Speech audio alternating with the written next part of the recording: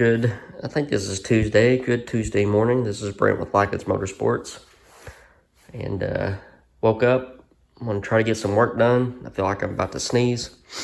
But I feel decent this morning, so I want to try to get as much done as I can. And goal today is to get cam degreed, piston valve clearance checked, all pistons and rods knocked in, torqued, and then we'll see where we go from there. That'll be a couple hours of work, but we'll see what we can do. All right, so on cam degreeing, the bigger the wheel that you have, the more accurate that you can be. Although there is a, on the timing set up, there's kind of a diminishing return to what you're able to adjust out of it later on. But I like to use a big wheel. The same reason I like to use a half thou gradient on a bore gauge, just so you can see what's going on. But the first step is to determine top dead center. If your top dead center, true top dead center is off, everything else is going to be off. So I bring the piston to top dead center with a deck bridge, and then I go and check it with a piston stop just to make sure that it's correct. So that's what I'm going to do now. I've got my degree wheel set at 0.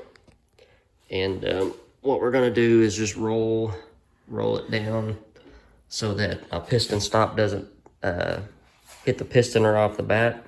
And then we'll get that bolted on. Piston stop is on. This is a shameless plug here, my anodized aluminum piston stops. These work with any Ford block.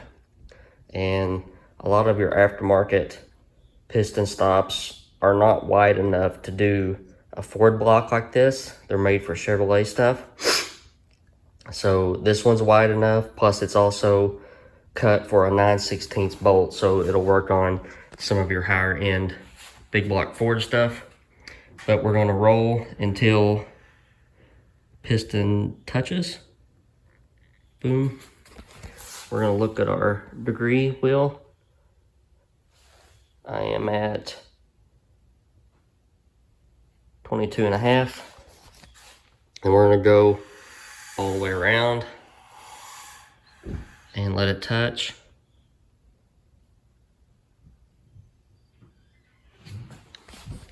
And we are at 21, so I'm 1.5 degrees off from top dead center. So I'm gonna correct that, and then I'll get back with you. Okay, so half that was 21 3/4, and I didn't show you that on the previous video because it involves having to use 2 hands to loosen this up and reposition the degree wheel.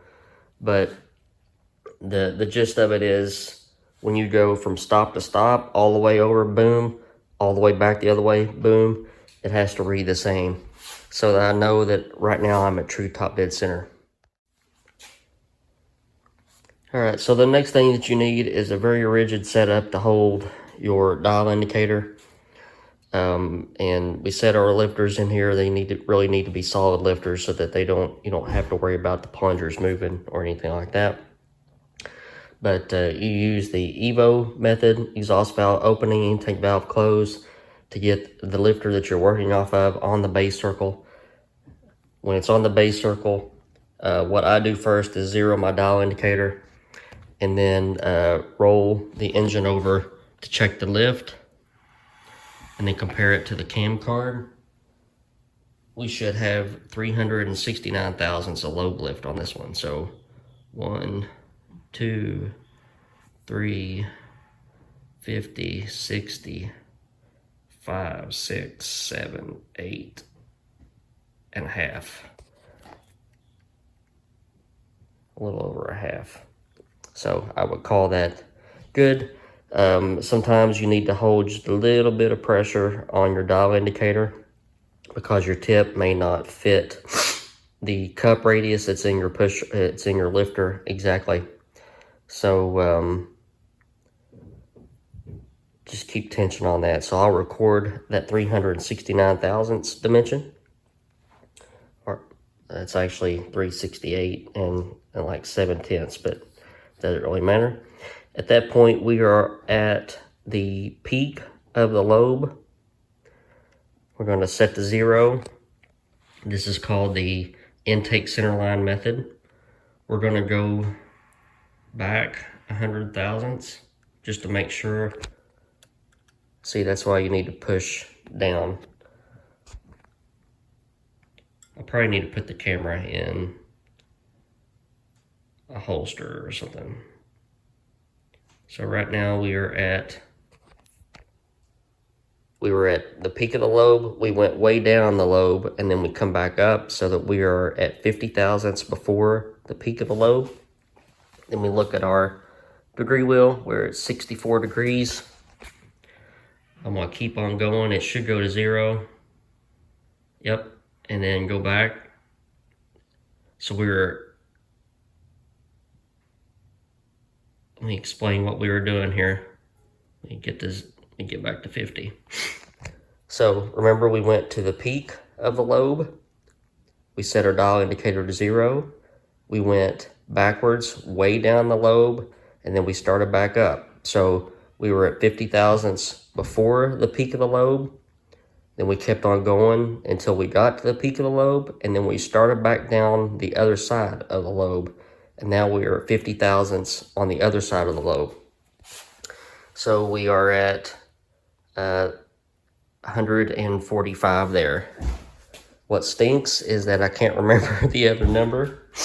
So I'm gonna quit talking for a second, and I'm gonna go through this again actually, because I wanted to make sure that I was holding pressure on this, but you get the gist of how it's supposed to go. All right, so what I should have done was put the camera in the tripod and do it, but after I went back and redid it with having both of my hands, I got 64 and 142. What you do with that is you add them together and divide by 2, and that is your intake center line. I come up with 103. I should be at 105. So I'm going to retard this camshaft 2 degrees, and that should put us where we need to be. All right, so now we got our crank gear in the 2 degrees retarded spot. When you do that, you have to totally reset all your top dead center stuff. So I'm going to do that now. Okay, so one quick other thing I'll show you before I tear this down. You do the exhaust center line the same way that you do the intake center line to double check all your numbers. For this one, I've got, you get your first number, you go across the lobe, get your other number, add those together, divide by 2, and I got 120.5, okay? So my intake center line is 105. My exhaust center line is 120.5. If you add those two together and divide by 2, it gives you your lobe separation angle. So I come up to 112.75, which was in just a hair's width of 113, which is what our cam is spec'd at. Okay, so we're getting ready to check our piston valve clearance. In a lot of the street builds, I just clay everything up because it'll give you both a depth and a radial check, which is all that you need. On engines where the pistons come out of the hole, you have to use a head gasket. On pistons on engines where the pistons are at top dead or at 0 deck or below the deck surface, you don't necessarily have to use a head gasket. Just remember if you did or you didn't, so that you can add or subtract that into your results when you find them. So on this one, the pistons come out, or this piston at least comes out 7 or 8, and I'm going to use a head gasket and get our head bolted on. You use a solid lifter to do all this, and on a short deck small block Ford, if you use a link bar lifter, they have to go in before the head goes on. So I have an OEM style hydraulic roller lifter that I use that's shimmed up so that I can pop it on and off or switch it from side to side without having to take the head off. Already checked the intake side, just checked the exhaust side. Got our Comp Ultra Gold rockers. I'll roll it through again just to show you all. But we're using the actual valve spring and everything. And now I can pull that head off and check the clay. Alright, so here's the result. I can already tell that we're going to be in excellent shape, but I'll cut this down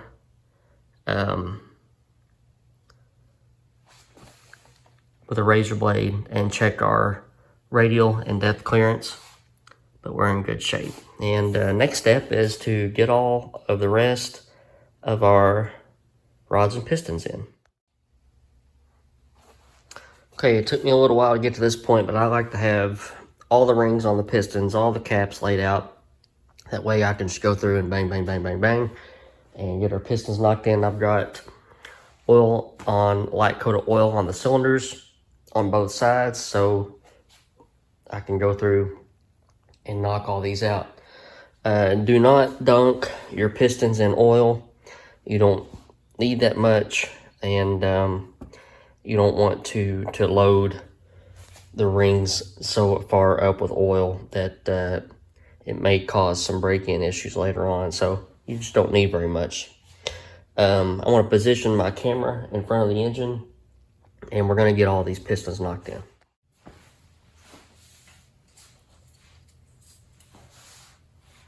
All right, here comes number 2.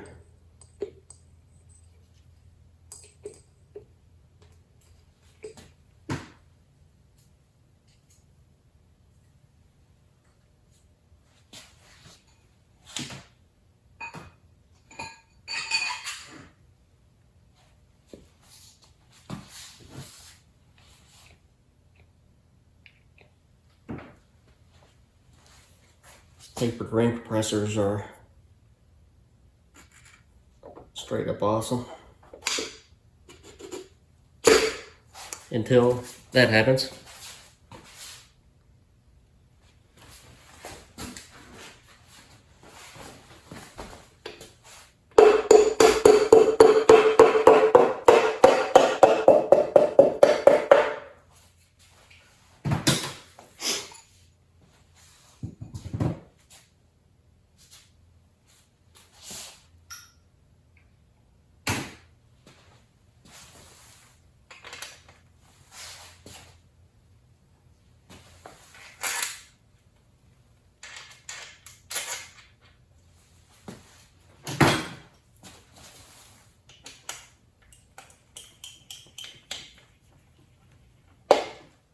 See a lot of guys running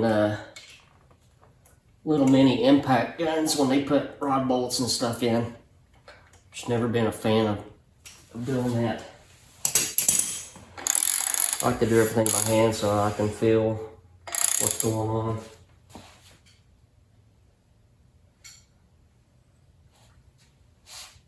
Here comes number 3.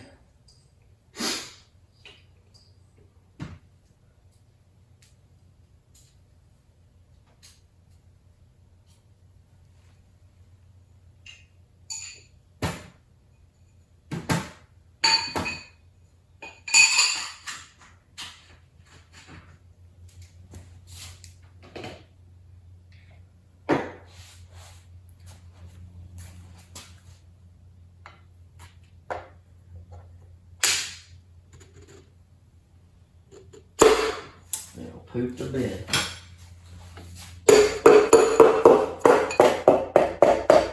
Lost my touch this morning.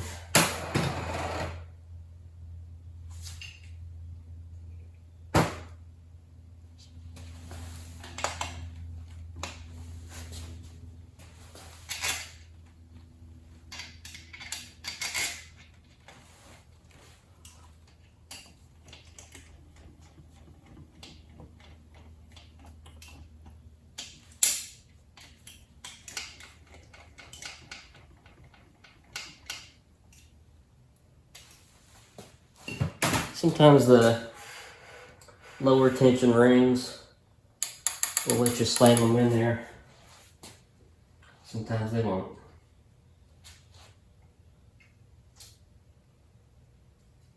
This is number 4.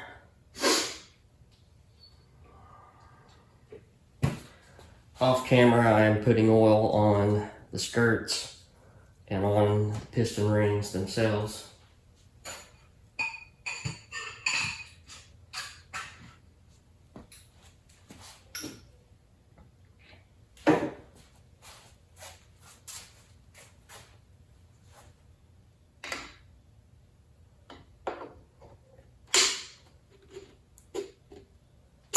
Hey!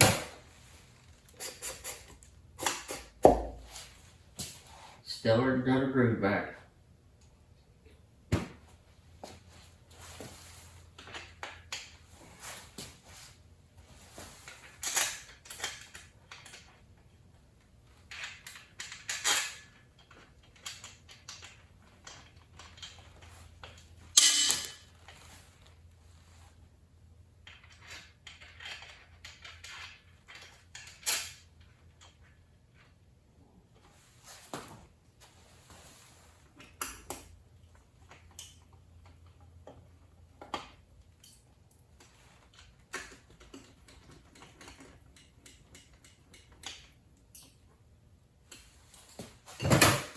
All right.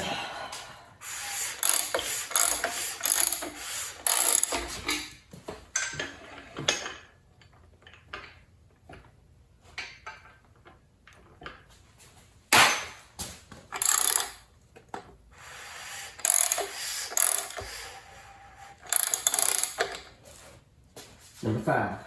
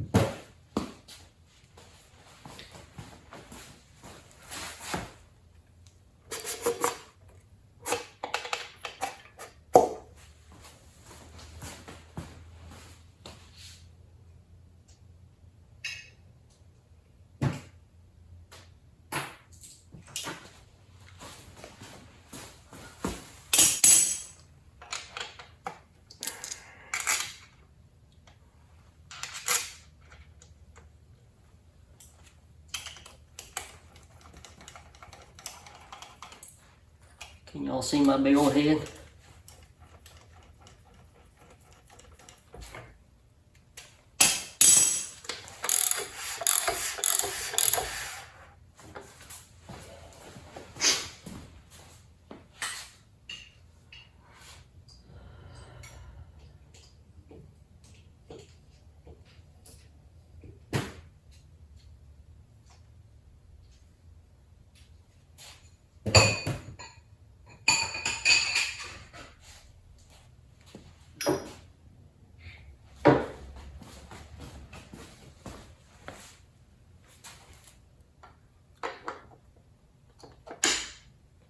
Número 6.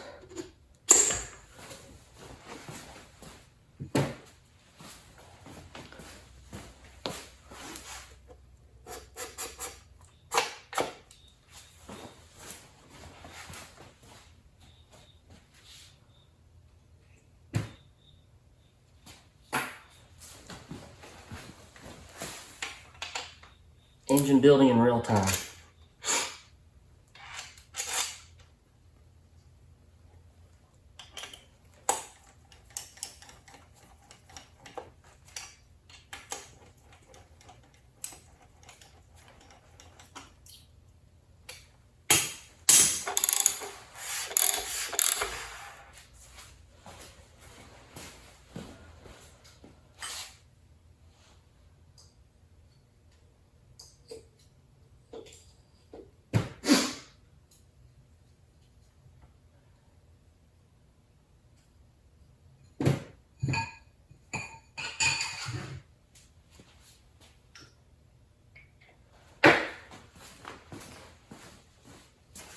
So if you're wondering why I try to set the engines up with the pistons out of the hole, it's to reduce crevice volume.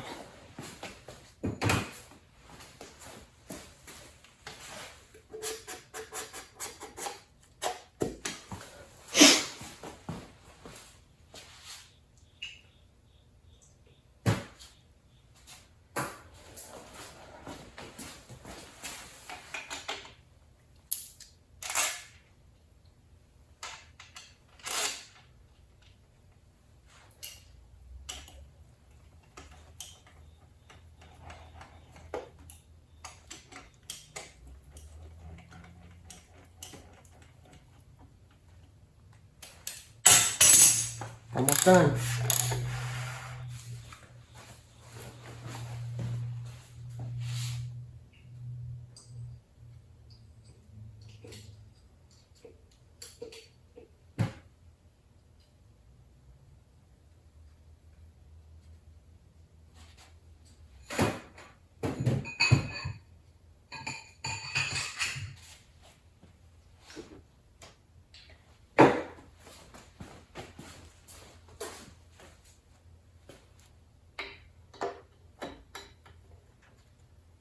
Come on, sweetheart.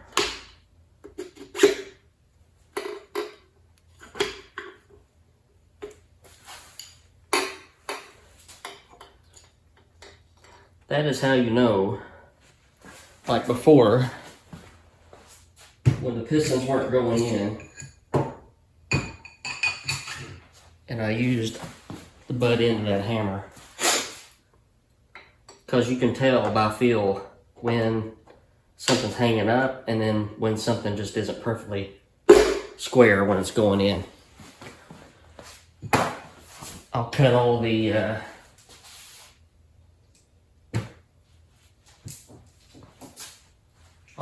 haters off at the pass and say, no, the rings were not hanging up.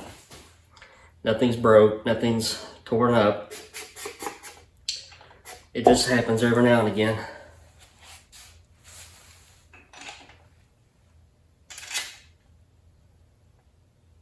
But like that last one where I just popped it in and it stopped, it was a very positive feel that you could feel that something wasn't right. And I went off camera and went ahead and pushed it through and then started over again.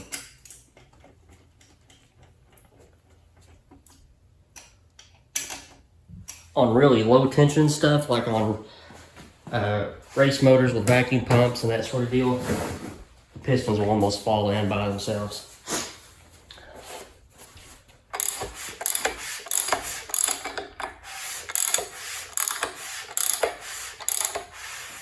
Excellent.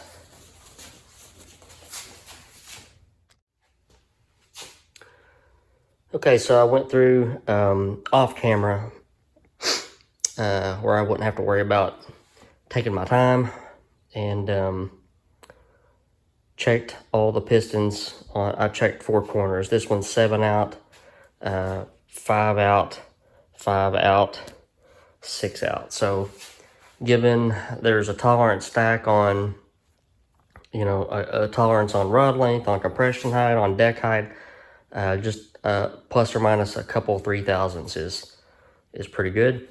So I'm going to check the rotating torque of this real quick. We'll do that on camera just so you can show, or just so you can see what a thin metric ring pack turns like. Then we're going to flip her over and torque all of our rod bolts. All right, so we look at breakaway torque and continuous torque. So this is in inch-pounds. I'm just putting a little bit of pressure on here. So it broke away at 10 pound-feet. And then we got a good rotating torque of between 90 and 100 inch-pounds. So about 8 pound-feet of torque to rotate this entire rotating assembly, including the camshaft and everything over. That is very light. That is modern stuff. And I wished I had some comparisons, but I haven't built one of these with the old 5/64 rings in an extremely long time, so I wouldn't even begin to know what to guess at for comparison on that. But let's get this turned over and get our rod bolts torqued. All right, all of our rod caps are torqued. These torque at 45 pound-feet. And then I went back and checked all of our rod side clearances. We were at 15 to 16 thousandths on all 4 pairs. So next step will be getting our timing cover on. All right, here is our timing cover. And what we're going to do is get our timing cover gasket. I'm going to go ahead and glue that on so it won't go anywhere. These are SCE gaskets. Need a little less trimming than the Felpro gaskets. The Felpros have tabs sticking out everywhere, and I never could figure that out. But I have figured out that if you don't trim the tabs, you get called some very bad names by the people on YouTube. So, who cares if you make, 800 horsepower with a 400 cubic inch engine? The timing cover gasket tabs are sticking up, so that pretty much just makes everything null and void. Okay, so before the timing cover goes on, this is your last chance to check everything behind the timing cover. Very good timing chain tension there. I did check the thrust plate bolts and torque those. Just going to re-torque the cam bolt in front of you guys so you can see it. I got to get the ratchet. Well, what's going on here?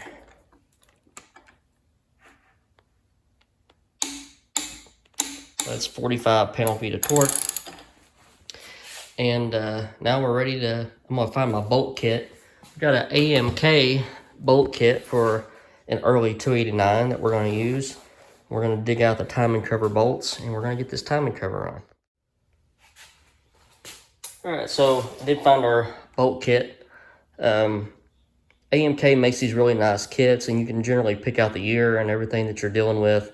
This is a 289 for all intents and purposes. It is an HP motor. It does have a generator. So we got the bolts out for the timing cover. Timing cover is centered. I use this centering tool to do that. Got a nice even gap around it, verified by flush on the oil pan flanges. And I'll let that set up a little bit, and then we'll get our, I feel like I'm out of breath, get our oil pump and oil pump shaft in, and start lining out our pickup and our oil pan and our harmonic balancer.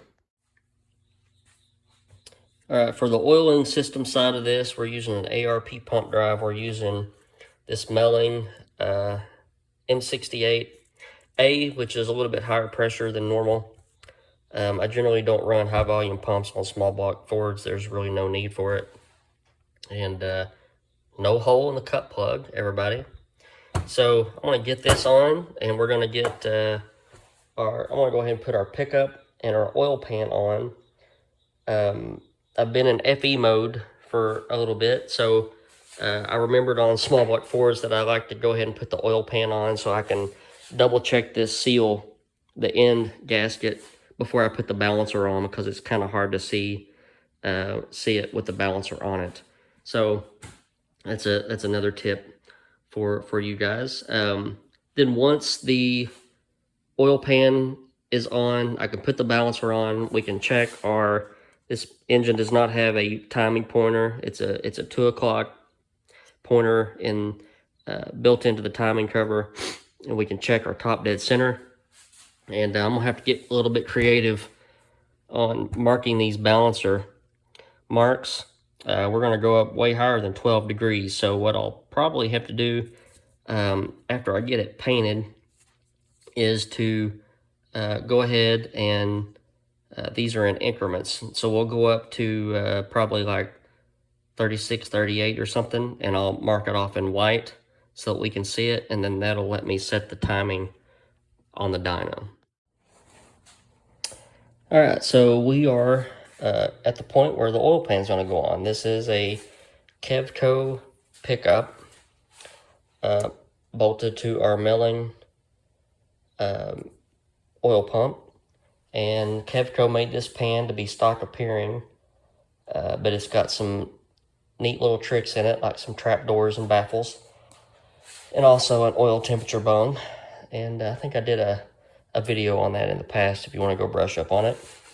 But before the oil pan goes on, this is the time to go back over everything that you've done so far, starting with the back. You know, rear main seal, or are the lips facing the right way? Are they lubricated?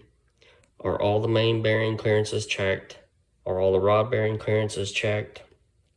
Are the mains torqued? Are the rods torqued?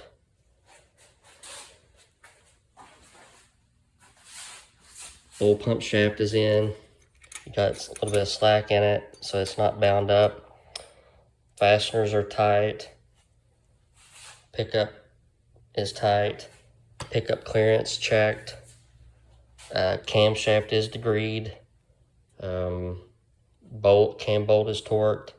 So you got to run through your checklist, and then it's time to put the gaskets in the pan on. Just use a thin layer of silicone, get your gaskets in place. Small block Ford end gaskets are a little tricky. They want to move and they want to dance around, but that's okay. That's why I leave the balancer off, so I can see that when I put the pan on.